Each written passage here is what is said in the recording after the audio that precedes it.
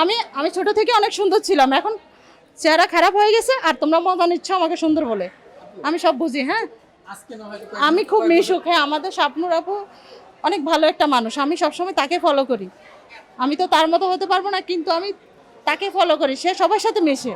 আর আমি ছোটবেলা থেকে মানুষকে খুব ভালোবাসি, সে তুমি সবার সাথে মিশি, কিন্তু সেই সুযোগে যে তোমরা আমাকে যা তা করে বলবা।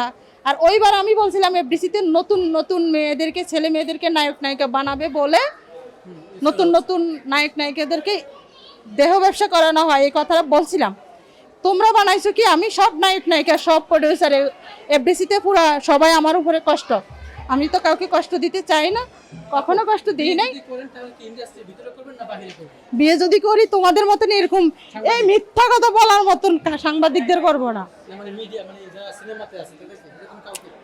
না, আমি যদি বিয়ে করি, নো নো, আমি এমন একজন লোককে বিয়ে করব যে আমাকে, আমার হাতটা কেউ ধরতে পারবে না, এটা সহ্য করতে পারবে না। আমি বিয়ে করব তাকে যে আমার এই চেহারাটা কখনো ক্যামেরার সামনে আসুক, এটা চাইবে না। বিয়ে করব তাকে যে প্রথমে আমাকে আগে হজ করে নিয়ে আসবে, তারপর আমি তাকে বিয়ে করব। আবে তবে রাস্তাঘাটে গায়ের রং ফর্সা, ফার্মের মুরগির মতন সুন্দর, তারপর ড্রেস আপ গেট আপ করে বলবে আমি নায়ক, আমি একটা কিছু, ও মুলাটুল আমার বিয়ে করার দরকার নাই। আমি বিয়ে করবো একজন মানুষকে, সৎ মানুষকে, যে কিনা আমাকে সত্যি ভালোবাসবে আমার বাবার পর। বিয়ে তো তখন করে যখন হাজব্যান্ড বিবাহিত বলে, বা বিয়ে তখন করে যে হাজব্যান্ড দায়িত্ব নিবে, আমাকে গাড়ি বাড়ি করে দিবে, আমাকে খাওয়াবে, আমার সব দায়িত্ব নিবে। তখন আমি তো সিনেমা করার প্রয়োজন আসবে না, আর সিনেমাও করবো না, আমাকে সিনেমা করতেও দিবে না হাজব্যান্ড। সো আমাকে দেখে কি মনে হচ্ছে?